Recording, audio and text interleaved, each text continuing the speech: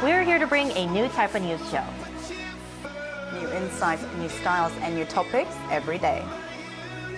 We're a news generation.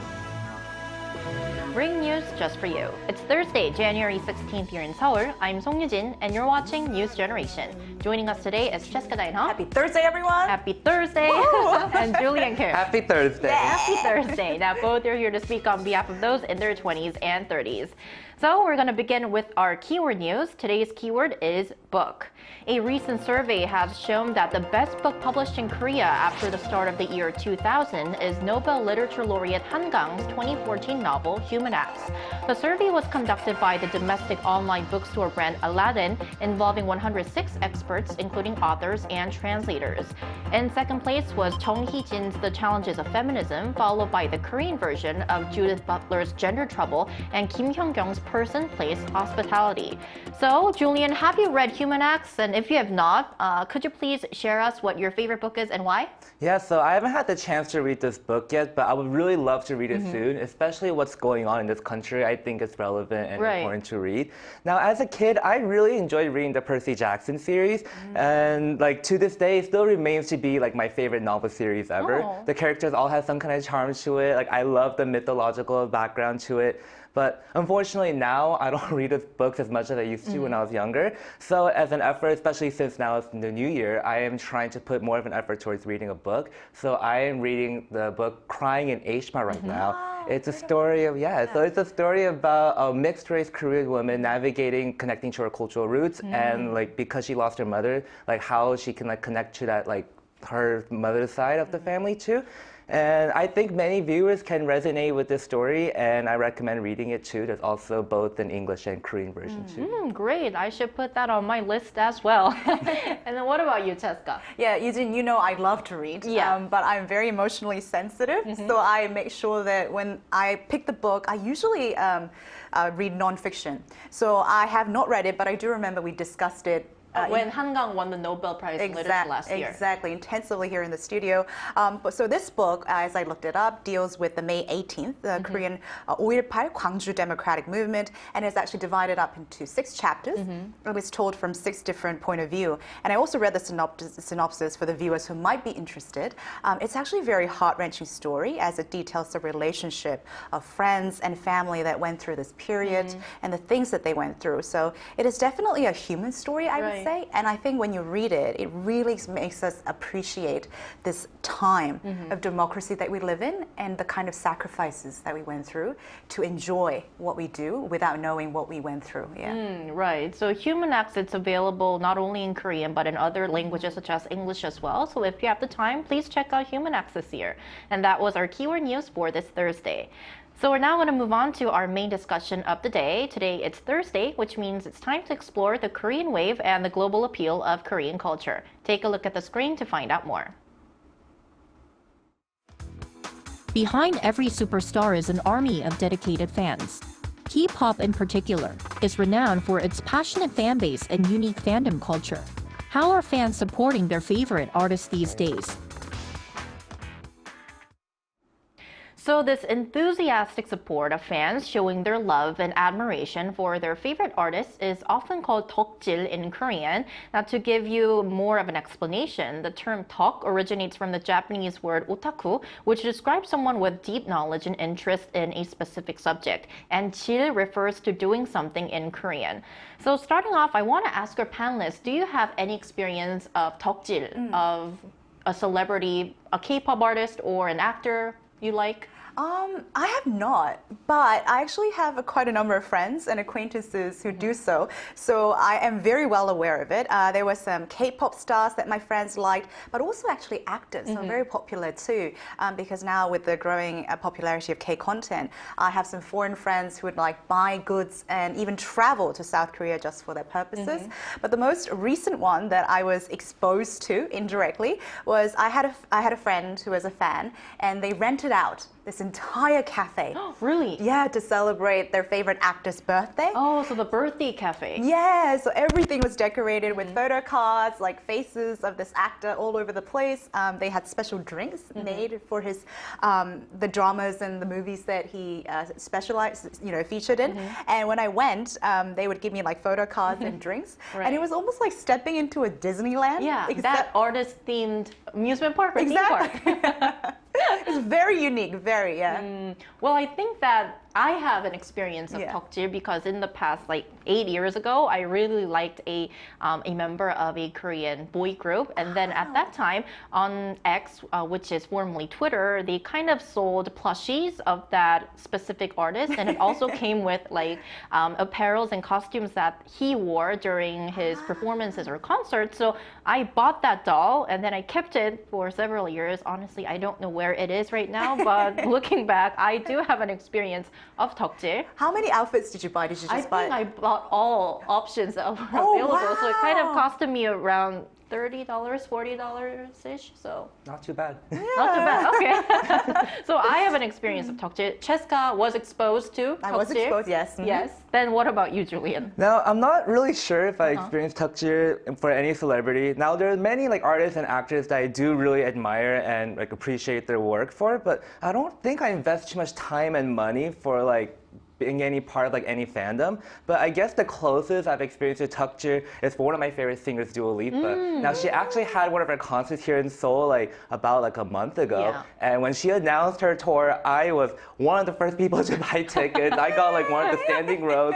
And I think I went to the venue about like, I would say about like 4 hours early just to get like merchandise. Really? 4 hours? Yeah, so I don't think I don't do this regularly, so I'm not sure if that's like 덕질, but I would say that's the closest I've experienced. I think it's 덕질 because Julian waited for like hours, and once again, 덕질, it means being very enthusiastic or knowledgeable about a celebrity or something else. So I think you are a part of 덕질, Julian. Great, and I'm not ashamed of it. If I may, if we go along with that line, I think I do have somewhat of 덕질, Harry Potter. Oh. We can see that from your tie Yes, today. Harry Potter. I mean, this is not a Harry Potter tie, but I definitely bought goods. I even like bought their sweater, like their house trinket. So I think Harry Potter would be closest to what I come. Yeah. Yeah. So I think we're all part of 덕질. Yeah. Very passionate. Right. So going back to 덕질, as the fan base of K-pop singers grow globally, the way fans express their affection is also evolving, and it's not only towards K-pop artists nowadays. As Cheska mentioned, it's towards actors and also musical actors, actresses, etc. So I want to ask you, what were some typical ways fans supported their favorite artists in the past, and how is that changing now? Yeah, so I think Korea has a very interesting fandom culture. Right. And if any of our viewers watched a very famous drama called Reply 1997, 응답하라 1997, there's a scene where the main female protagonist goes to a fan concert, and back then there were balloons and raincoats that were extremely color specific and well coordinated, and the fans would actually even get into like fights depending on the color of these balloons. I mean, nowadays, now we have changed into light sticks, and now they don't even have to line up to buy posters or albums, and there's a variety of contents that are happening right now, and one of the ways that they do it is fan communication.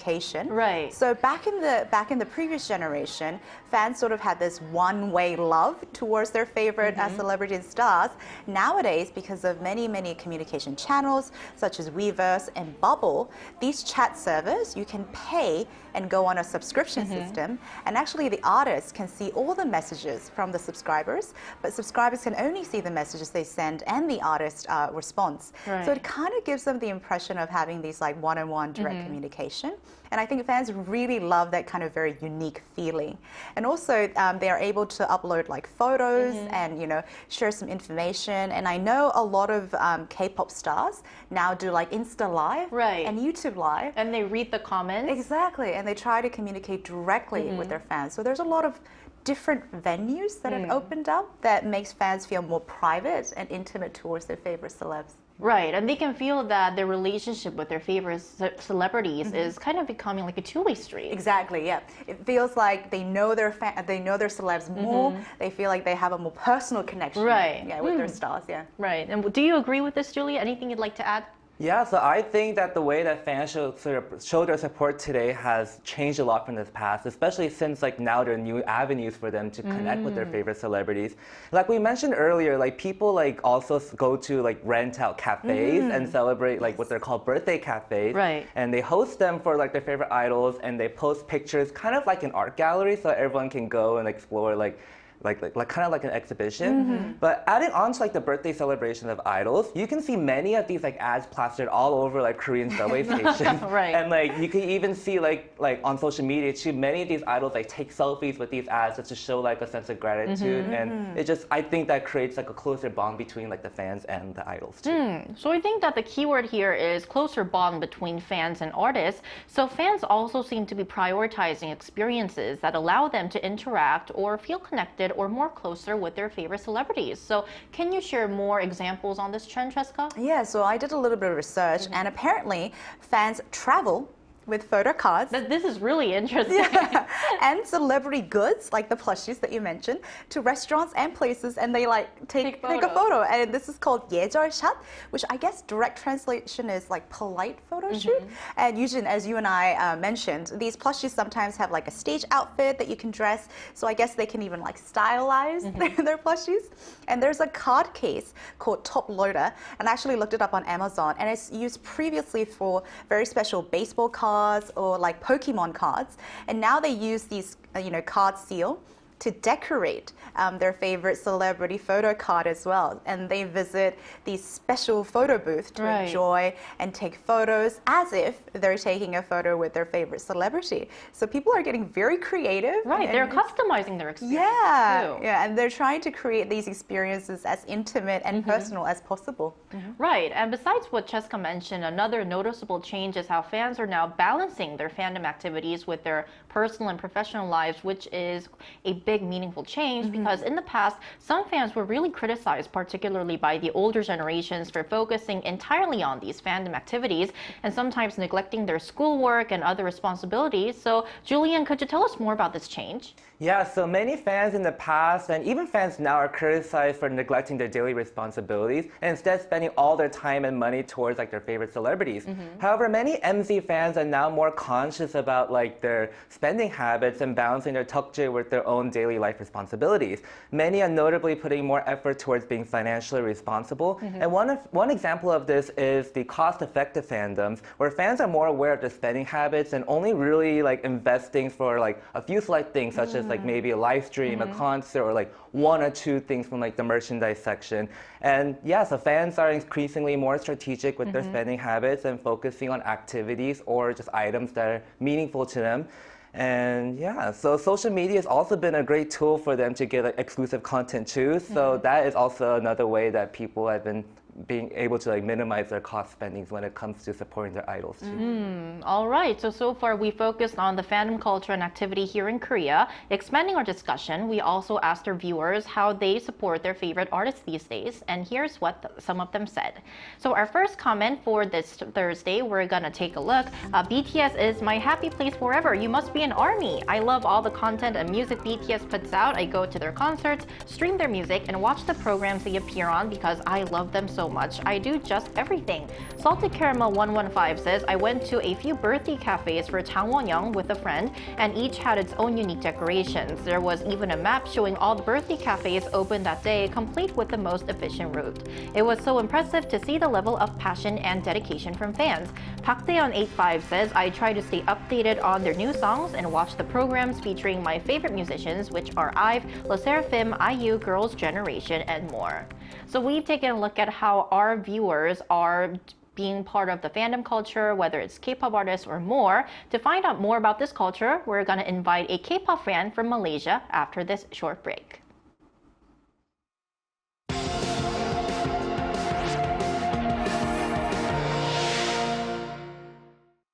NewsGen wants to hear from you. Go to YouTube and search our channel Arirang News. click community and leave a comment down below. Make a new type of news with us. So today we're joined by Alex Hokaifai, a Malaysian Gen Z content creator. Welcome back to the show, Alex. Hi guys, how are you guys? Happy New Year. Happy New Year. So Alex, we first want to ask you, which K-pop artist or group are you a fan of? And have you noticed any differences between the fandom culture in Korea, which we've talked about until now, and Malaysia? Right now, I'm currently a fan of Rice and also Blackpink. I both feel like, yeah. The biggest difference I would say between the fans in Malaysia and the fans back in Korea would be the concert culture, because definitely in Malaysia, it is definitely harder for fans to attend concerts as we don't get them readily accessible or available in Malaysia. So most of us have to plan our route to travel to other countries to be able to watch our favorite idols. So that would be the main difference, I would say. And Alex, what do you think is like a one major positive aspect of being part of this fandom culture? Definitely learning up the culture and the language itself, because I don't know if you guys realize, but a lot of K-pop fans are quite fluent in Korean right now, because they would like to understand what their idols are saying or singing or what the lyrics mean. So most of them would take up upon themselves to learn Korean properly. Yeah, so some people are concerned about the fandom activities becoming excessive. So how do you personally maintain a healthy balance between those activities and your daily life too? As a true fanboy myself, attending concerts every month and chasing after idols and buying albums, those are important aspects of my life.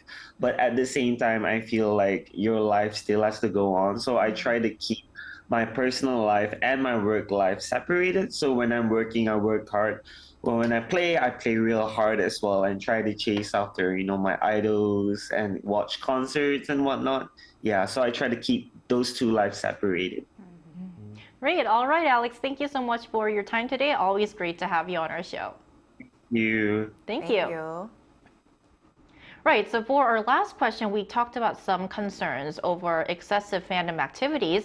And before, we talked about how fans are becoming more mindful and responsible, but there are still worries about some extreme behavior associated with fandoms, right? Yeah, and Sang-jun mentioned people becoming more finance savvy, right? I think finance can be a very huge burden on a lot of these fans, because a lot of them are young crowd, right, and they're spending a lot of money and time to attend concerts, secure tickets, buy goods, and they usually have to line up for like hours. So there's a lot of burden on both time and money when it comes to, talk to too much or too in excessive. And also I've heard that a lot of these goods are sold on online commerce. Right. So the refund and return policies are sometimes not as transparent. So that can also put a lot of stress on these fans also. Right, and sometimes I heard that these rules are overly strict. Yeah, exactly. Which could, as you mentioned, be more burdensome for these young fans. Right. Then what could be some other concerns, Julian? Yeah, so there are definitely concerns about extreme behaviors that associate with these fandoms. Some celebrities face harassment online and even physical harassment in public places such as like airports, and even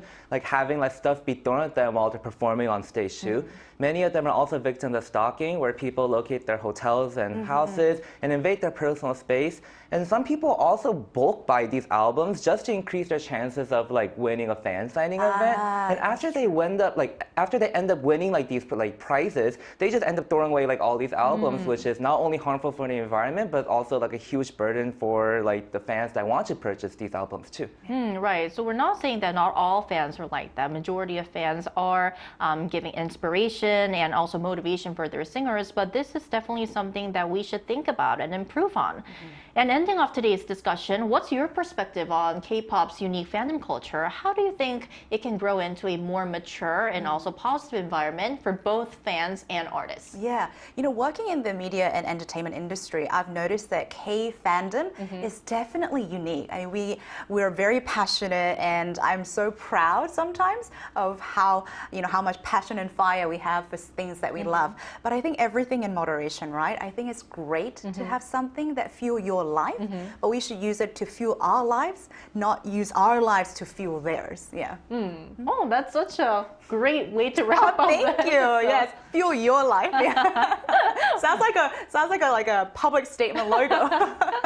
What about you, Julian? Yeah, I really like what Jessica had just said, but just like any fandom culture, there's both the pretty side and the ugly side too. And I'm not really entirely sure how to like grow this into a more mature and positive environment for both the fans and the artists, especially since the trends of demographics continue to shift so quickly. However, I believe the key to fostering growth is open conversation about what behavior is acceptable and what is not. It's important to call out those who commit crimes or disrupt these like fandoms that are many like people refer to them as like safe places for themselves too.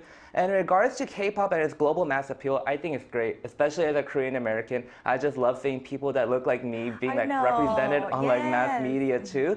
So to see K-pop be so widely celebrated and get that personal representation too is so incredibly empowering. So I think it's important to keep these discussions going to continue like having a safe environment for everyone involved. Right, and I think that discussions that we're having like this today will help foster a more mutually beneficial relationship between fans and their favorite artists.